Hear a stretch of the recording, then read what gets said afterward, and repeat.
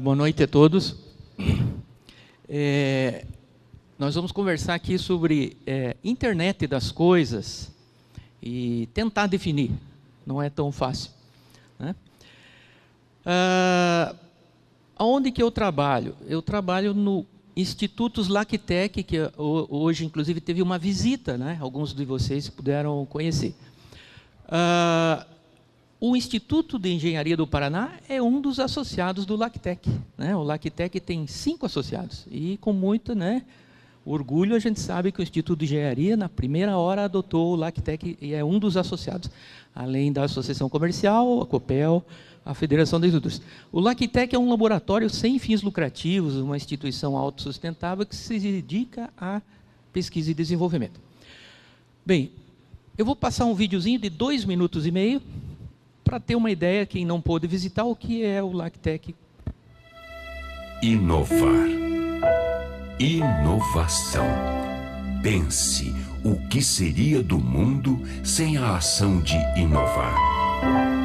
A gente inova antes mesmo de nascer. E depois inova ao mudar a maneira de se alimentar, de se locomover e de se comunicar com o mundo à nossa volta. Um belo dia, inovamos ao entender significados em letras unidas e números tabulados. Daí a coisa acelera. E de inovação em inovação, quando vemos, estamos cozinhando sem fogo, curando doenças incuráveis, falando ao vivo com o outro lado do mundo, voando no espaço e indo além dos limites.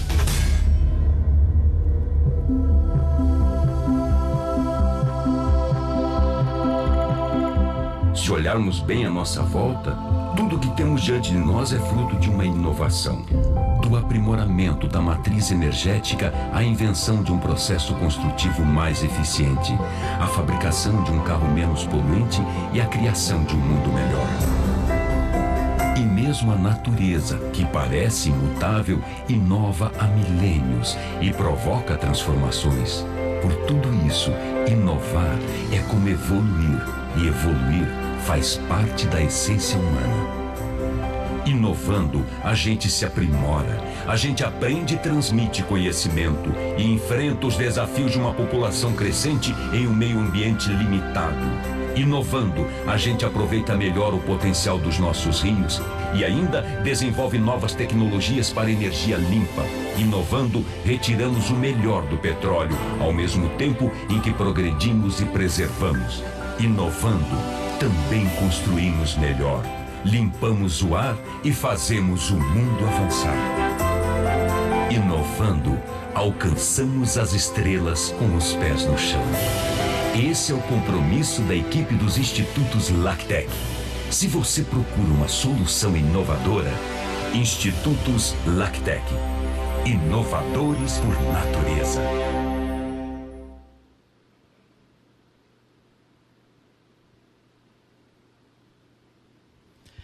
O que eu posso dizer é que é um bom lugar para se trabalhar. Estou lá há 31 anos.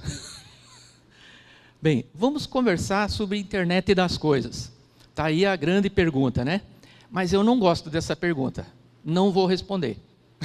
Eu vou fazer outra pergunta, que é bem mais fácil de responder, que é o que não é a internet das coisas. Porque a internet das coisas é uma resposta muito grande. Como é que vocês acessam a internet? Pelo smartphone, notebook, computador, né, tablet, e talvez alguém aí pela televisão, né? Tem as Smart TV. Se você não está acessando a internet por uma dessas 5 formas, você está com a internet das coisas. Ponto final. Essa é uma definição bem mais simples. Coisa é tudo, e eu vou mostrar várias coisas. Por exemplo, se você põe internet na coleira de um cachorro, é uma coisa. Você põe internet no carro, no para-choque do carro, para que o para-choque do carro não bata no para-choque de trás do carro que está na frente, é a internet das coisas. Os para-choques vão conversar. Os motoristas não estão nem aí para a história. Isso é a internet das coisas. Se você põe internet numa planta, e eu vou mostrar aqui um vídeo, inclusive, pondo internet numa planta, né? A planta quer acessar o Facebook? Não, não é isso. É isso que nós vamos explicar aqui para quê, né? Bem, aqui estão exemplos de internet das coisas, né? Você pode pôr internet numa planta, para quê? Para monitorar a umidade, temperatura e tudo mais. Você pode pôr num automóvel, você pode pôr na coleira de um cachorro, já tem várias empresas ganhando muito dinheiro com isso na Califórnia, né? Você pode pôr numa bola de futebol, num tênis, num óculos, no relógio, no sapato, no cinto, né? Então, isso seria a internet das coisas. Você colocar a internet na luminária, que hoje não tem, né? Coisas desse tipo.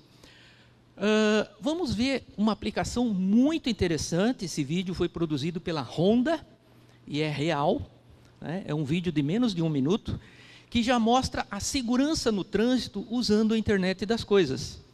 Estão surgindo protocolos chamados V2P. O americano gosta muito de substituir o to, né, o TO, por o número 2. Né? Então, isso aqui é um protocolo de comunicação do veículo com o pedestre. Né? Então, vamos ver esse vídeo aqui. É um vídeo sem som, eu vou descrevendo. Nas grandes cidades, sempre o atropelamento ocorre, né? É óbvio. Numa situação dessa aqui, está vindo um pedestre usando o smartphone, desatento, e um outro veículo vindo numa esquina, porém, esses veículos estão tapando a visão. Né? Estão tapando a visão, ó, o veículo está vindo lá, e muito acidente ocorre nessa situação. Né? Por quê? Porque ele estava desatento, né? Com a internet das coisas, isso aqui é o monitor do carro. Vai detectar que está passando um pedestre e soa esse alarme. É um alarme sonoro e visual. E para quem está com o smartphone, aparece um bip no smartphone. Cuidado, você vai ser atropelado. E o carro freia automaticamente. Ou seja, se o motorista tivesse também com o smartphone, o que não deveria, o carro iria frear. Né? Isso é o uso extremamente interessante da internet das coisas. Tanto o pedestre não percebeu e o motorista não. Houve uma coisa falando com outra coisa. O veículo falando com o smartphone do pedestre. É um aplicativo que vai no smartphone e é um software que está dentro do multimídia do carro. Né? Vamos ver agora um exemplo mais interessante ainda. O veículo e uma bicicleta. É possível evitar isso? É possível. Vamos ver aqui. Também um videozinho bem curtinho. Nesse caso, a bicicleta, você pendura o smartphone na bicicleta e também a mesma situação. Um não está vendo o outro. Por vários motivos. Pode ser desatenção. E vamos ver a situação real disso. O ciclista está com um smartphone com um aplicativo ali, mas está desatento. Né? Uma situação de esquina, ó, o motorista deu o sinal de que quer virar, mas aqueles veículos não deixam o motorista enxergar. Automaticamente é detectado, soa o alarme, tem um ciclista vindo do lado direito. Pise no freio. E se ele não pisar, o carro pisa no freio. Automaticamente evita o acidente. Da mesma forma que dá um bip no smartphone do ciclista, avisando, né? Porque, como diz, vai que vem um Fusca velho ali, né? Que não tem esse sistema, é bom os dois saberem, né? Mas será que a natureza pode se beneficiar da internet das coisas? Sim. Você pode, por exemplo, monitorar plantas. Esse é um produto que já está à venda no mercado. Ele é um pequeno dispositivo que monitora a insolação, a temperatura, a quantidade de fertilizantes que tem no solo e a umidade. E você consegue, daí, monitorar as condições daquela planta. Né? Você simplesmente coloca uma pequena bateria. Ele tem um sensor de luminosidade. E você coloca em contato com o solo. Não tem fio, não tem nada. Né? Você pode pôr ele totalmente ao ar livre, ele é a prova de água, logicamente, né? E no aplicativo, você vai dizer simplesmente qual é a planta, né? Tem todo um aplicativo que vai dizer toda a quantidade de umidade que é necessária e vai gerar o alarme caso aquela plantação, aquele sistema esteja fora, né, da situação. No esporte, por exemplo, você pode se beneficiar disso com a bola de futebol, né, que já vai ser usada na Copa aí, né? Essa bola, ela tem uma eletrônica dentro e essas tiras de cobre, né? Essa eletrônica serve para monitorar não só a velocidade, mas a trajetória e o próprio spin, né? O efeito que é dado, né? Então, por exemplo, se você medir aqueles sensores, mede toda a deformação e o estresse e consegue ver o movimento spin, a rotação que essa bola está fazendo e registrar. Aqui está um exemplo, né? Então, aquela chamada bola de efeito, né? Ele pode traçar aqui a trajetória exata, né? Isso pode ser usado para treinamento.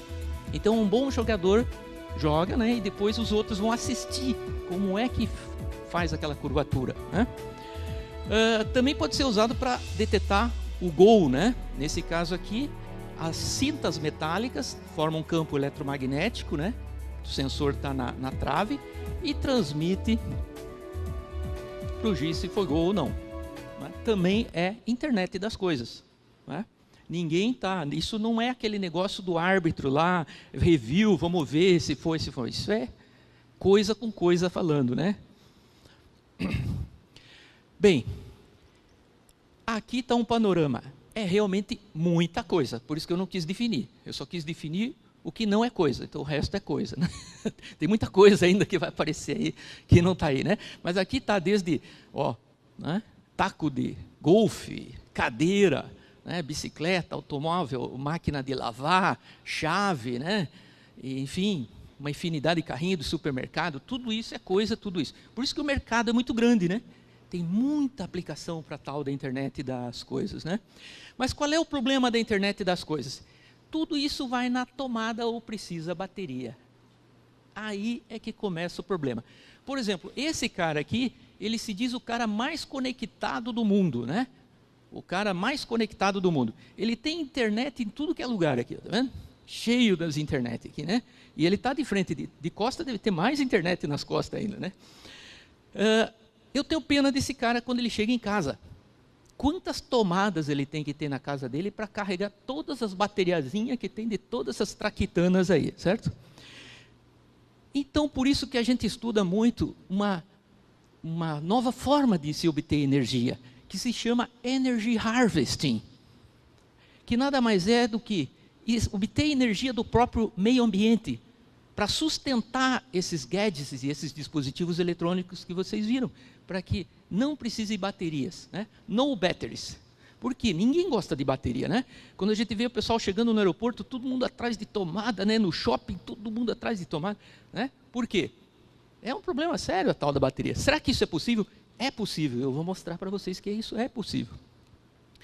Utilizar o meio ambiente nada mais é do que você usar alguma dessas coisas. O vento, o sol, né? Como a professora descreveu aqui antes. A radiofrequência, né? Alguns exemplos. O aerogerador, o painel solar, aquele crachá, né, com RFID, que você simplesmente chega perto e ele não tem bateria e ele se energiza, né? A termoeletricidade, esse aqui eu vou comentar em mais detalhes, os outros são meio óbvios, né? A vibração também vou comentar em um pouco mais detalhes, como tirar energia elétrica diretamente da vibração.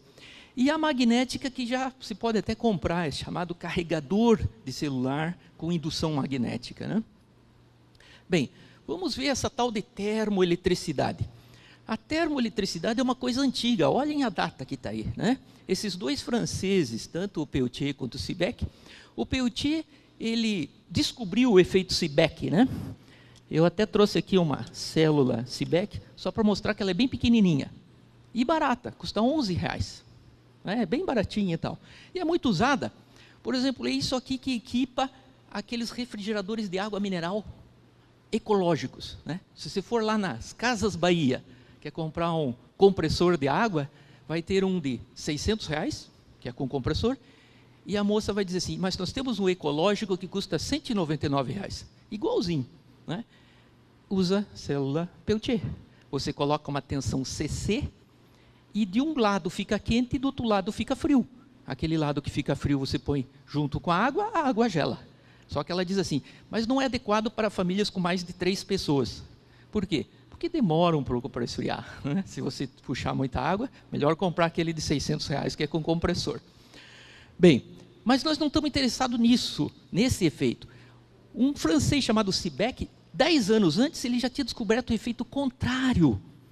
Se eu coloco o calor de um lado e coloco o frio do outro, sai energia elétrica desses fios. Hã? É, simplesmente a diferença de temperatura. Só que esse era um conceito que estava adormecido. E ninguém usava isso para fazer isso.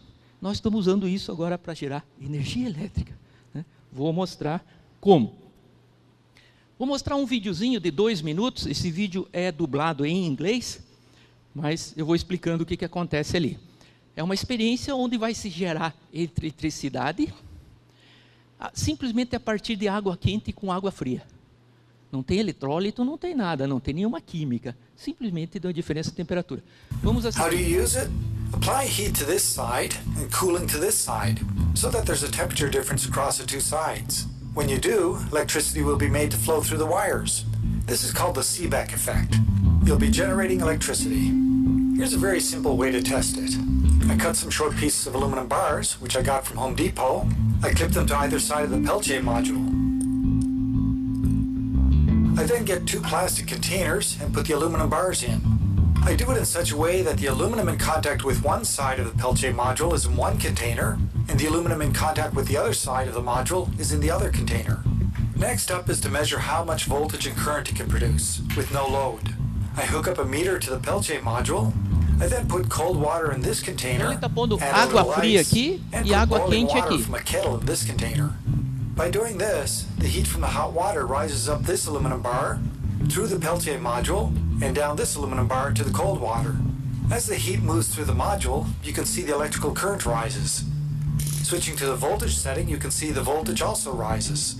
The highest current I see is around 143 milliamps, and the highest voltage is around 854 millivolts. So I connect the Joule Thief circuit to the Peltier module.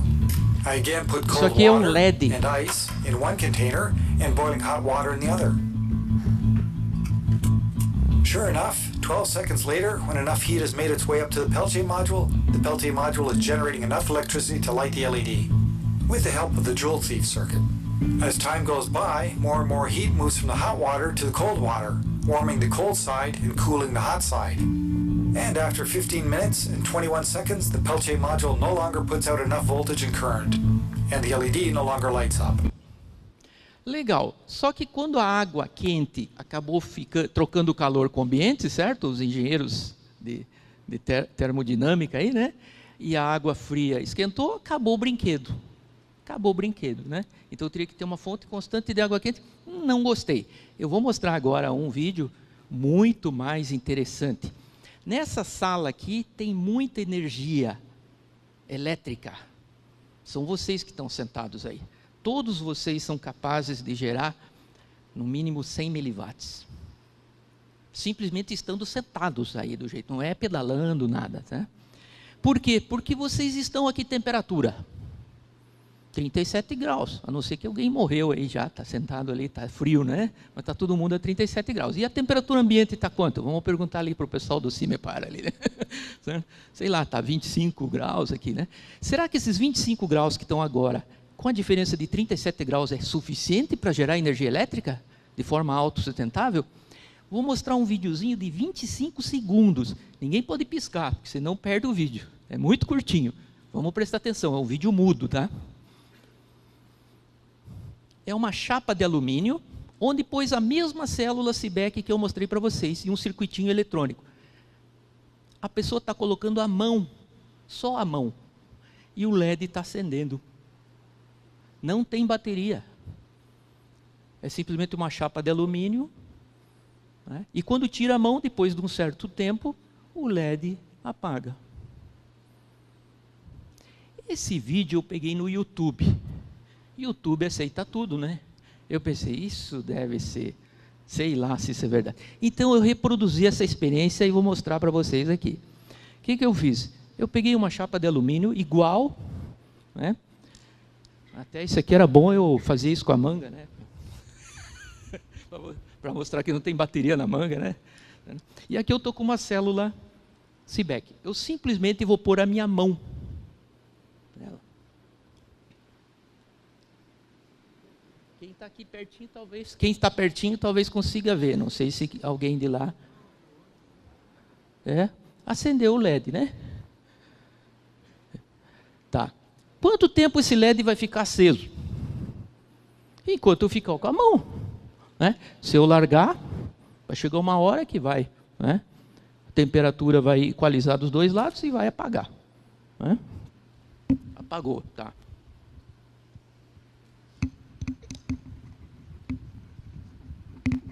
Pus a mão de novo, acendeu. Quando é que esse LED vai apagar? Se eu não tirar a mão. Quando eu morrer. Excelente ideia. Aliás, não gostei muito da ideia. Né? Tá. Por quê? Isso pode ser um detetor de se eu estou vivo, né?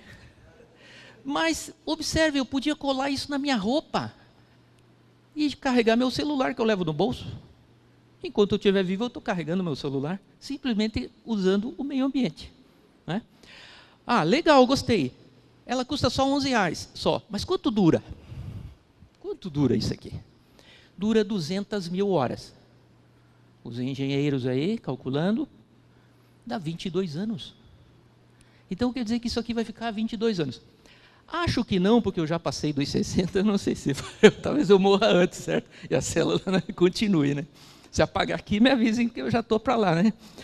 Bem, então realmente isso aqui pode ser usado para alimentar um radiozinho de 100 miliwatts, como a gente vai ver, é suficiente para a internet das coisas. Né? Então você pode fazer algo com uma pequena fonte de calor.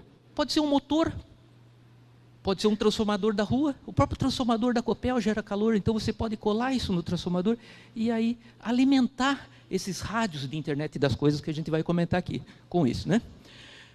Bem, aplicações disso, por exemplo, na roupa. Então você pode fazer roupa com efeito Seebeck, né? E gerar energia. Ou essas pulseirinhas sem bateria. Ou você pode fazer um termômetro, por exemplo, que só o fato de você medir a temperatura, você mede com a própria temperatura. Né? No batteries. Né? Bem, mas existem outras formas de tirar também a energia do meio ambiente. Uma delas é a vibração. A vibração é com efeito piezoelétrico. Eu trouxe aqui também um piezoelétrico. Piezoelétrico simplesmente é uma chapinha, um fenolito, um material assim, onde tem dois materiais, um de um lado, outro do outro. E quando você dá uns petelecos assim, né, uma batidinha, ele gera energia. Esse aqui gera cerca de 5 volts aqui, quando você vibra ele. Né? Isso já é usado, por exemplo, naqueles acendedores de gás antigo, o Magiclick, que chamava, né, o pessoal mais da antiga lembra, que se apertava e saía uma faísca. Era com isso aqui. Né? A vibração gera esse efeito. Né? Mas como que a gente pode tornar isso útil? De novo, vamos ver aqui um vídeo. Na Inglaterra, numa estação de metrô, isso já está instalado, a iluminação pública acende simplesmente com o caminhar das pessoas pisando em sensores piezoelétricos. Então, se eu pusesse sensor piezoelétrico aqui e pisasse, seria possível acender as lâmpadas. Vamos assistir a um videozinho de 30 segundos, não tem som esse vídeo. Esse é o nome da estação de metrô, em Londres, e esses são os carpets piezoelétricos. Aqui diz, seus passos vão acender as lâmpadas da iluminação. São essas duas lâmpadas. Estão vendo que estão acendendo aqui? Ó? Quando as pessoas pisam, a lâmpada acende. Simplesmente com o próprio peso delas. Aqui está mostrando como é que foi feito, né? Foi bem robusto, porque pode ter algum pessoal mais pesado, né? Aliás, quem falar assim, né? Quem for tirar uma barriguinha um pouco maior, né? E mais pesado vai gerar mais energia, né? Então, se alguém dizer, pô, você está barrigudo. Não, eu estou acumulando energia para gerar mais energia elétrica, né? É uma boa desculpa, né? Tomar uma cervejinha e acumular energia. Bem, que tipo de coisas poderia ser feito? De novo, por exemplo, um transformador da Copel. Estou dando exemplo da Copel, porque eu trabalhei muitos anos na Copel. Celso lá também, né? O colega Celso. O colega Almeida também ali. Estou reconhecendo os copelianos aí. O transformador faz aquele bzzz que ninguém gosta. Vamos usar o bzzz do transformador para gerar energia. Colocando um piezoelétrico, ele consegue transmitir informações sobre o transformador, né? Monitorar. Na África do Sul, já existe uma empresa que fabrica esse dispositivo aqui, que chama-se Spectrum, que você coloca em motor, ele tem uma pequena anteninha e ele transmite as informações de rotação e funcionalidades do motor totalmente sem fio. É a internet das coisas, usando a própria vibração do motor para dizer se o motor está funcionando. Outra coisa aqui mais lúdica, talvez, é você colocar isso na sola de um sapato, de um tênis, né? Essa gurizada no shopping que usa aquele tênis que fica piscando, né? E aí não tem bateria, né? Quer dizer, a própria pisar, gerar energia, né? Hoje ele usa bateria. Bem, falando um pouco da energia solar, né? A energia solar é muito legal, muito limpa, mas qual é o problema da energia solar? É só um que eu vejo. Infelizmente não tem sol à noite. Né? Não tem sol à noite. Então o problema é à noite. Né? Aliás, os russos uma vez quiseram resolver esse problema, né? Iam lançar uns mega espelhos na época da corrida espacial, e esses espelhos iam pegar o sol e iluminar as cidades na Rússia, né? Eles não gastariam energia à noite para iluminação, né? Só que daí ninguém ia poder dormir, né? Bem, o problema então, você, se tem painel solar e quer usar à noite, tem que ter bateria. O grande problema da bateria é a durabilidade. E aqui diz por quê. Mesmo as baterias de lítio, elas têm no máximo 600 ciclos de carga e descarga. E aí elas perdem a capacidade de armazenamento. Quanto tempo dura a bateria do seu telefone celular? 2 anos no máximo. Aqui está a resposta por quê? Se é 600 ciclos e o ano tem 365 dias por ano, você carregar uma vez por dia, 700 dias, dá 2 anos. Por isso que, por exemplo, o meu celular, eu sempre deixo ele no modo preto e branco, né, que consome menos energia. Minha esposa não gosta, porque não consegue ver as fotos coloridas. Aí tem que sair do modo baixa energia. Porque eu quero fazer o teste, quero ver se ele dura 4 anos. Essa bateria eu estou testando, usando de cobaia, né? Mas é realmente isso, né? Dificilmente dura, né? Será que tem como resolver isso? De novo, trago aqui para vocês uma inovação. Chama-se supercapacitor. Né? Supercapacitor, eu trouxe um aqui. Pô, mas ele não é super, está na minha mão. É isso aqui. Né? Quem é da área eletrônica, reconhece, né? Celso lá reconhece, isso é um capacitor. Né? Então, quem é da área eletrônica podia até dar um chute pelo tamanhão, quantos microfarads teria esse cara aqui? Quer dar um chute, Celso? 2 farads. Um bom chute. 220 farads. Porque ele é um supercapacitor. Né? Qual é o segredo do supercapacitor? É a nanotecnologia, os nanotubos de carbono. É uma nova forma de você fazer pequenos orifícios, pequenos orifícios no carbono, isso aqui tirado com microscópio, e aí você consegue enormes áreas em pequenos volumes. Então você tem, aqui é uma área equivalente a dezenas de campos de futebol. Então você consegue muitos farads, mas é simplesmente um capacitor com alta densidade de farads, né? Mas a grande vantagem dele, mais que isso, é essa última linha. 1 milhão de ciclos de carga e descarga. Então, se eu carregar ele uma vez por dia, 1 milhão de dias, dá 2.200 anos. Ele tem vida infinita. Nos Estados Unidos tem uma lanterna que está sendo à venda, está à venda com dois supercapacitores em vez daquelas pilhas grandes. E na propaganda da lanterna diz assim: compra essa lanterna, o teu neto vai lembrar de você. Porque se vai morrer, a lanterna vai ficar. E não tem que trocar pilha nunca. Né? O problema do supercapacitor, só que a bateria funciona assim. Isso aqui é o nível de tensão, depois chega um certo momento, ela acaba e daí você recarrega. O supercapacitor não, ele está sempre descarregando. Para isso dá para desenvolver um circuito de eletrônica, nós temos lá, eu trabalho exatamente com isso, né? Departamento de eletrônica, que nós desenvolvemos circuitos que transformam essa curva nessa, e daí tornam o supercapacitor viável de substituição para uma bateria. Aqui está um desenvolvimento que nós fizemos, usamos 4 supercapacitores de 3.000 farads cada um. Então aqui eu tenho 12.000 farads, do tamanho de uma latinha de cerveja. E a gente fez um desenvolvimento autossustentável, que é um rádio para a internet das coisas, com painel solar e supercapacitor. a melhor combinação dos mundos, né? Esse dispositivo está instalado lá no telhado do Lactec já há 4 anos. E todo dia acontece isso aqui, o sol nasce, ele carrega e fica o dia todo, e vem à noite, descarrega, carrega, de forma autossustentável, porque mesmo no final da noite, ele ainda tem tensão suficiente para alimentar o circuito. Mas e quando chove e dia nublado, que é muito comum em Curitiba? Nós registramos, aqui está uma série de chuva, isso foi em 2015, choveu, então ele carrega menos, porque eu usei um painel solar que carrega até com chuva. Qualquer claridadezinha ele carrega, né? Eu usei esse aqui. Então faz 4 anos que ele está roteando pacotes de internet sem nenhum contato com a rede elétrica. Então isso é um dispositivo que você pode pendurar numa palmeira e esquecer. Porque o supercapacitor vai durar mais de 20 anos, o painel vai durar mais de 20 anos. Então, para fazer dispositivos manutenção free. Então, imagine aquelas estações radiobase que tem naqueles morros que leva 3 dias para chegar, 3 dias para voltar, para trocar a bateria a cada 2 anos. Se você usar essa tecnologia, você esquece esses gastos de manutenção, né? Nós desenvolvemos exatamente com supercapacitores e tal, um dispositivo de rede em malha, que eu já vou descrever o que é, lá para o Rio de Janeiro. E instalamos 400 dispositivos desse para testar essa tecnologia. Também desenvolvemos esse dispositivo que é um sensor para a rede elétrica autossustentável. A gente usou supercapacitor e painel solar.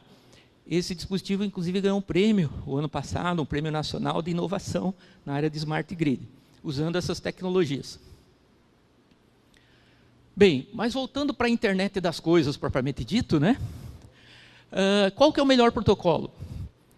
O que é essas figurinhas? Wi-Fi e Bluetooth, os mais comuns. Por quê? Porque no smartphone só tem esses 2. Só que para a internet das coisas tem várias outras opções. Por exemplo, o Sigfox, que está chegando aí, o Zigbee, o 6LoWPAN, o LoRaWAN, que eu vou comentar aqui, além do 3G, 4G, LTE. Eu vou comentar a partir de agora vários desses protocolos, né? Para ajudá-los, digamos, a dar um norte de qual seria o melhor protocolo para a internet das coisas. Bem, antes de escolher o protocolo, você tem que escolher a protopologia. Por exemplo, o teu telefone celular funciona na forma de uma estrela. Tanto é que teu celular tem que achar uma estação radiobase, senão ele se não comunica. Quando você vai se afastando numa estrada, por exemplo, chega uma hora que o teu celular perde o sinal. Por que perde o sinal? Porque se você se afastou do nó da estrela, até você se aproximar de um outro nó de uma nova estrela, que seria uma estação radiobase, né? Então ele funciona da forma estelar. Tanto é que se você for por meio do mato, um lugar ermo, né? E 2 pessoas estiverem com o smartphone ligado com bateria, eles não vão poder se conectar. Essa é a maldade, né? Ou seja, é porque é uma topologia estrela. A topologia em árvore é como funciona a internet, né? Para você chegar lá no Facebook, coisa assim, você vai até um roteador, que vai até outro roteador e chega lá ao servidor. Essa topologia ponta a ponta foi usada nos primórdios da internet, a mais antiga. A filosofia barramento é muito usada naquele fiozinho azul, né? Que você liga nos computadores, né? Aquilo é uma rede estilo barramento. A topologia em anel é mais usada com fibra ótica, né? Por que usa anel com fibra ótica? Porque aí, se romper a fibra ótica, o dado vai pelo outro lado. Mas, indiscutivelmente, a topologia mais na moda e mais interessante é a rede em mesh, ou rede em malha, que começou em 2004. Então, ela é relativamente recente, né? Quando foi pensada nessa rede ad hoc, rede em malha, onde não tem um nó central e não tem um coordenador. Não tem quem manda nela. É muito interessante. Inclusive, depois que você começou, é difícil desligá-la, porque não tem um master, sabe? É muito interessante. Então, vamos ver um exemplo de rede em mesh. A rede em mesh mais popular é a Zigbee, que é uma homenagem às abelhas, bi de abelha, né? Porque ela se baseia no seguinte aspecto: para você vir de um ponto ao outro, você precisa de energia. Mas se você tiver só energia para ir de uma folha até a outra folha, é suficiente. Então eles se basearam exatamente nas abelhas, né? Deus, eu acho que não era engenheiro, pelo menos não aeronáutico, senão ele não teria feito a abelha. A abelha, matematicamente, não deveria voar. É ter um corpo enorme com uma asinha pequena, né? Mas por que Deus fez assim? Porque justamente ela tem um compartimento onde ela só pega a energia suficiente para ir ao próximo folha, né? E o resto é um grande de um caminhão-tanque para chegar com néctar lá, né? Então o Zigbee se baseia nesse espírito. Então, quando você soma a energia gasta daqui para cá, é muito menor do que o 4G e o 3G. Essa é a grande vantagem da rede mesh. Ela é muito mais sustentável, energeticamente falando, né? Bem, outra coisa que você tem que escolher são as frequências. Existem as chamadas frequências licenciadas e não licenciadas. Qual que é a diferença? Licenciada tem que pagar.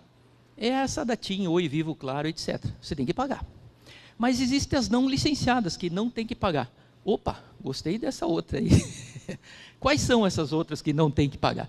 Estão aqui elas. São as bandas ISM, Industrial, Scientific and Medical Radio. Elas existem no mundo todo. Não é uma invenção brasileira. Então, no mundo todo, quem quiser usar isso aqui, pode usar sem pagar nada para ninguém. São não licenciadas, né? As mais comuns eu pus aqui em vermelho. É o 2.4 GB, que é o Bluetooth e o Wi-Fi. Vocês podem falar Bluetooth sem pagar nada para ninguém. Vocês podem falar Wi-Fi sem pagar nada para ninguém, né? Por quê? Vocês estão falando nessa frequência que pode falar sem pagar nada para ninguém, né? E a mais popular hoje em dia, que está começando a ser popular, é a de 900 MB. Bem, o problema é que todo mundo quer usar essa que não paga. Então aqui está no eixo da frequência, como é que está a situação do 2.4 GHz. Essas duas bolas vermelhas é o Wi-Fi. Essa bola verde aqui, achatada, é o Bluetooth. E o coitadinho do Zigbee, que são as abelhinhas, comendo aqui pelas beiradas, né? Porque ele tem menos potência, né? Então é um interferindo no outro. Por isso que tem muita gente migrando daqui para o 900 MB, que está mais limpo, por enquanto. Então as novas tecnologias estão vindo em 900 MB, que está menos poluído para a internet das coisas. Então a internet das coisas não vai ocorrer aqui, vai ocorrer aqui, em 900 MB. Mas nas frequências licenciadas, ou seja, aquelas que têm que pagar, também está havendo uma migração. As operadoras estão todas preocupadas com a bateria do celular, que consome muito rápido e todo mundo fica procurando tomada. Então, também o grupo que inventou o 3G, 4G, inventou agora o LTE, Cat0 e o Narrowband IoT. Essas tecnologias aqui são para a internet das coisas. Não é para acessar Facebook nem WhatsApp. É para a internet das coisas. Como mostra essa tabela aqui, ó. A velocidade é baixa, né? Aqui, ó, 1 megabit, 150 kilobits. É muito pouco. Não é para acessar, para um ser humano acessar, mas para a plantinha, para a coleira do cachorro, para a bola, para isso tudo está bom, essa velocidade, né? Eu queria chamar a atenção para essa penúltima linha, a vida da bateria dessas tecnologias. É mais de 10 anos, bateria não recarregável, bateria de relógio. Então são realmente tecnologias de baixo consumo que estão vindo por aí. Mas o meu celular é 4G, quando é que vai vir o 5G?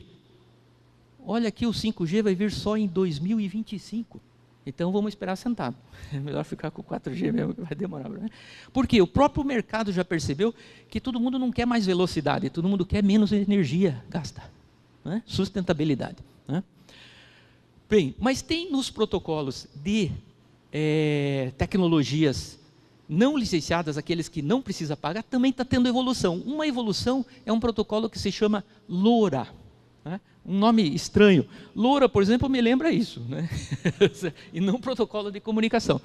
E um LoRaWAN, que seria uma associação de LoRas, né? Seria algo mais ou menos isso. Não, na realidade o LoRa vem desse nome aqui, Long Range.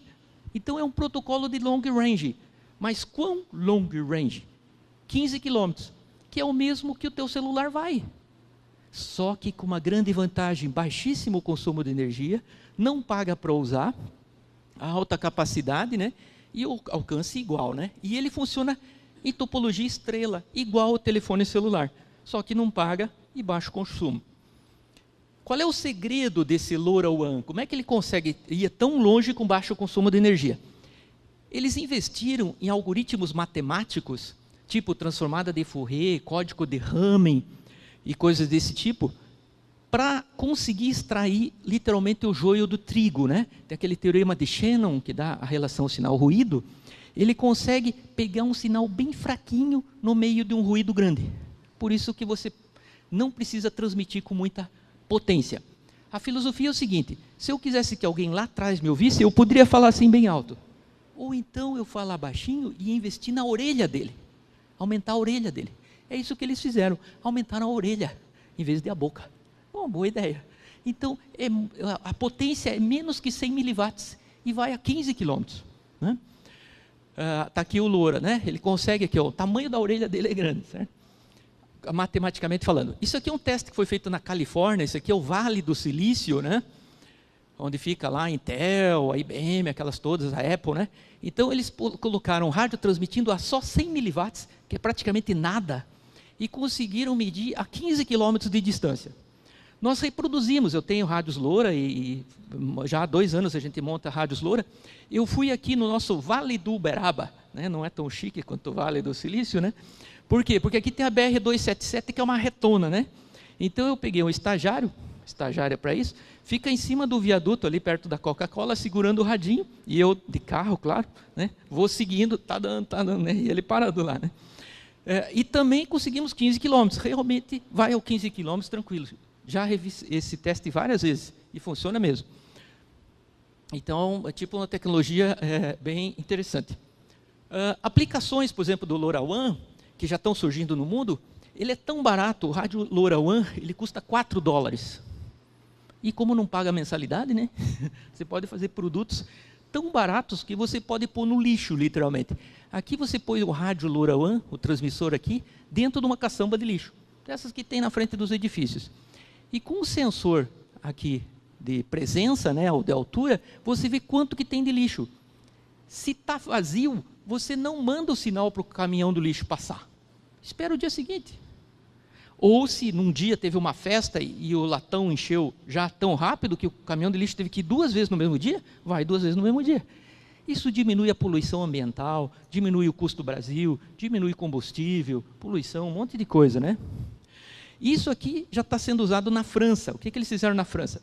Paris teve um grande problema no inverno desse ano que passou, aliás, desse ano, 2017, que os turistas não conseguiam enxergar a Torre Eiffel em janeiro, por causa da poluição, inversão térmica, em Paris. Por que Paris, cidade de luz e não sei o que, cheio de carro elétrico?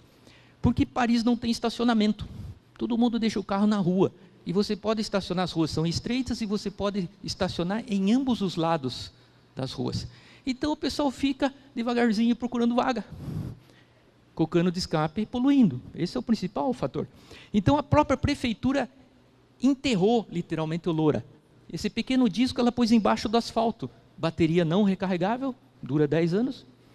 E ele transmite se aquela vaga existe ou não existe, para um sistema dos smartphones dos usuários. Então ele pode ver que uma rua já está lotada, nem vai para aquela rua, já vai para outra. Porque lá não vai ter vaga. Lá não tem o flanelinha também. Para dizer, aqui tio. Aí esse é o flanelinha francês então, né? Que chama a vaga. Bem, então fazendo um resumo, né? Tem o Wi-Fi, Bluetooth velho conhecido, o LoRa, o Zigbee, que eu comentei. Esses 2 últimos aqui eu não comentei ainda. Esses 2 últimos, eles são protocolo IP, ou seja, eles já são compatíveis com o protocolo da internet. Porque todos esses que eu descrevi não são compatíveis com o protocolo IP. Esse que é o problema. Né? Então, o que é o protocolo IP? É um protocolo baseado em camadas, que tem a camada chamada Ethernet, né? Camada física, camada MAC, e ela é regulamentada pelo I3E. Né? Quem que é o I3E? O I3E é o Instituto dos Engenheiros Elétricos e Eletrônicos, né? Similar ao nosso IEP, que também é um instituto, né? Eles já têm mais de 100 anos e eles fazem normas. Né? Por exemplo, o Wi-Fi é uma norma I3E, o Bluetooth é uma norma I3E, o Zigbee, e o 6LoWPAN e o Wi-SUN também. São todas normas padronizadas pelo famoso I3E. Então, quando você usa algo padronizado, tem uma grande vantagem, você consegue mercado global. Consegue mercado global. Então, sempre que possível, procurem aderir a protocolos padronizados, preferência para o I3E ou o próprio IETF, que é sediado na Suíça. O IETF é o que padronizou simplesmente uma coisa chamada internet. A internet é padronizada na Suíça por um instituto chamado IETF. Não é a Apple nem a IBM que inventaram, né? É regulamentada pelo IETF. Eu queria chamar a atenção praticamente para esses dois protocolos aqui, que para a internet das coisas está sendo muito interessante. À medida que você põe muita coisa conectada à internet, por exemplo assim, vai ter um coquetel aí no final, né? Aliás, teve um coquetel na abertura. O que acontece no coquetel é muito interessante. As pessoas começam a conversar, formar parzinhos, né, ou trios. Chega uma hora que todo mundo está falando alto para chuchu. Que se todo mundo parasse um momento de falar, você ficaria até com vergonha, porque você já está falando alto para chuchu, né? Acontece isso em festa, em boate e tal, né? Esse é o problema da internet das coisas, se todo mundo ficar falando ao mesmo tempo. Então, o I3E está pensando nisso e criou esse protocolo I3E 15.4E, essa letrinha E é muito interessante, e criou a filosofia de time slot. Então, por exemplo, nós aqui, todos iríamos passar, você é o slot 1, você é o slot 2, então todo mundo fica quieto no slot 1, só ele fala, no slot 2 só ele fala. E quando chega a vez dele de novo, ele fala. Se na vez dele não tem o que falar, ele não fala. Mas ninguém mais fala, só ele, né? Então, com isso você disciplina e diminui a colisão. A colisão, ele não funciona por collision avoidance, né? Não dá colisão com certeza, porque o Zigbee falhou, principalmente porque ele era collision avoidance. O Zigbee é muito educadinho, ele fica ouvindo, se está alguém falando, ele fica quieto. E às vezes ele não fala nunca, e a latência aumenta. Ele é educado demais. Já o protocolo Wi-Fi é mal educado demais, né? Ele funciona com collision detection. Ele fala e ouve se aquilo que ele falou. Ele ouviu, então só ele que estava falando. Senão ele fala de novo, até uma hora que ele ouve aquilo que ele estava falando. Por isso que o Wi-Fi chega uma hora que você não consegue usar, quando está todo mundo usando.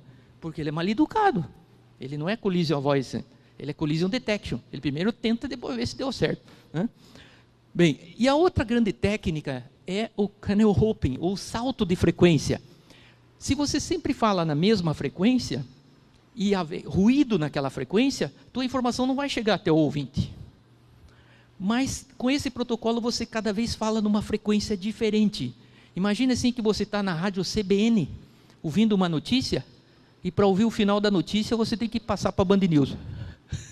E depois voltar para... Né? Mais ou menos assim que o dial, digamos assim, de mudar a frequência fica variando. Pô, mas que coisa maluca. Mas isto aqui faz com que você suma do ruído. O ruído daí não te atrapalha, porque cada vez você vai numa frequência diferente. E isto aqui é uma tecnologia militar que foi pela primeira vez usada na Grande Guerra do Golfo, do Kuwait, aquela do Saddam Hussein versus os Estados Unidos, e foi um dos motivos pelos Estados Unidos terem ganho.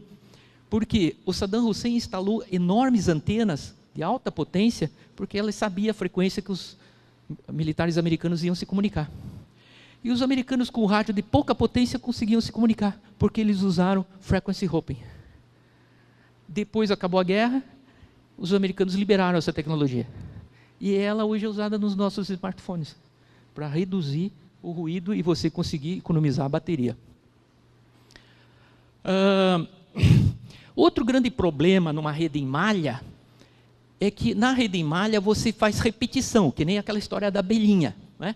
A abelhinha sabe como voltar lá para o lugar onde descarregar o mel, né? Mas e esses caras aqui? Por exemplo, esse cara aqui não conhece aquele vizinho, ele conhece só os vizinhos próximos.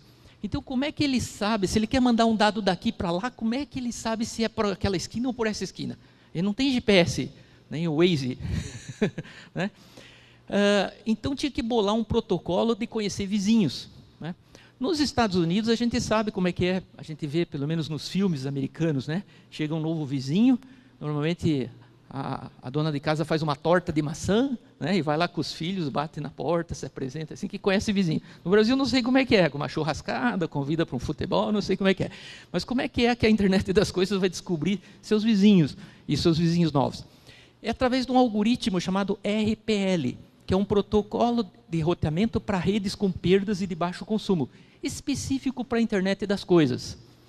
Ele é todo padronizado, aqui estão os nomes das normas, quem quiser olhar, e é padronizado pelo IETF, que é o Internet Engineering Task Force, que é aquele órgão que fica na Suíça que padroniza a internet. Inclusive essa que vocês usam, né? Bem, ele usa uma metodologia de estruturas de dados, né, de pilhas e tal. Quem é da área de informática aí deve entender bem disso. Mas nós vamos direto para um exemplo para explicar de forma prática como é que começa. Aqui estão os nodos e como é que esses caras vão se conectar. Muito simples. Esse cara é o nó raiz. Então ele não conhece ninguém. Novo no bairro, não sabe quantas pessoas estão. Então ele simplesmente manda uma mensagem de broadcasting. Mensagem de broadcasting é aquela que vai para todo mundo. Quem estiver perto vai ouvir. Quem estiver longe não vai ouvir. Então digamos que esses três estão suficientemente perto e ouviram. Então eles respondem: olha, eu sou o Joãozinho, tenho 3 filhos, gosto de jogar futebol, e né? Ocorre aquele conhecimento, ou seja, as informações desse cara passam para esse, e esse cara anota: oba, que legal, tenho 3 vizinhos. Mas ele não sabe desses outros 3. Como é que se forma a rede mesh? Muito interessante. E esses caras agora, que já conhecem aquele cara, eles também mandam mensagens de broadcast. E aí os que enxergarem esses aqui vão responder para esses. Quem são eles? Né? E aí a rede se completa. Só que pode chegar um vizinho novo, ou um vizinho velho se mudar, ou um vizinho morrer. Né? Como é que acontece a coisa? Bem, periodicamente, né, eles continuam fazendo update de broadcasting para manter as rotas atualizadas. Né? Beleza. Mas vamos ver com um exemplo como é que ocorre um ping. Né? Ping aí, quem é da informática sabe o que é. Ping é para você perguntar, né? Em português seria está lá, está cá, né? Ou seja, saber se a conectividade existe, né? Se a linha não foi rompida. Então, digamos que esse cara aqui, que é a internet, né? Isso aqui seria a internet, ele quer conversar com o 3. Ele pergunta para o 1. Ele manda uma mensagem para o 1. O 1 diz: 3, nunca ouvi falar desse cara. Mas eu tenho aqui uma tabela, esse cara tem uma tabela que foi formada naquele início, que se vier mensagem para o cara número 3, eu não conheço ele, mas eu sei quem sabe, é o 2. Então ele manda para o 2 e diz: 2, te vira. Ele recebeu essa mensagem aqui para o 3, não conheço o 3, estou longe dele, não sei onde é que ele mora, nunca falei com ele. Mas aqui diz que você conhece ele. Quando o 2 recebe, o 2 tem uma tabela que diz: quando vier mensagem por 3, eu devo mandar para o 3. Pô, é óbvio, né? Mas é assim que funciona, né? E assim todos têm tabela, certo? Então o 3 manda para o 3 e completa o ping. Né? Então assim que funciona uma rede mesh. E como são exatamente 51 minutos, eu passei 1 minuto do prazo, essa já é a última tela, onde eu gostaria de fazer com vocês uma conclusão, fazendo uma pergunta: qual o melhor protocolo de comunicação para IoT que vocês viram aí? Tem topologia estrela, topologia mesh, não sei o quê, né? Com bateria, sem bateria, frequência licenciada, não licenciada. Bem, eu não sei a resposta, qual desses que vai pegar e não pegar, né? Mas o que eu queria deixar como recado final é: cuidado, cuidado para não acontecer isso. Né? Teve uma época que você queria aprender uma língua estrangeira e recomendava assim: aprenda Esperanto, que vai ser a língua mundial. Todo mundo vai falar Esperanto. Né? Se você quiser falar com os chineses, aprenda Esperanto. O que aconteceu com o Esperanto? Nunca mais ouvi falar. O negócio é aprender inglês, para poder falar, né, e torcer que o chinês saiba. Né? Então, cuidar sempre, observar. Será que o LoRa vai pegar? Será que o Sigfox vai pegar? Será que é o LTE? Será que é o Narrowband IoT? Será que é o LTE Cat4? Se você for investir, né, numa rede de sensores para engenharia civil, vai pôr numa barragem 2.500 sensores. Escolha um protocolo que depois não vai ficar falando romeno. Né? E aí só com um dispositivo romeno você fala, né? Então era isso que eu tinha a apresentar para vocês.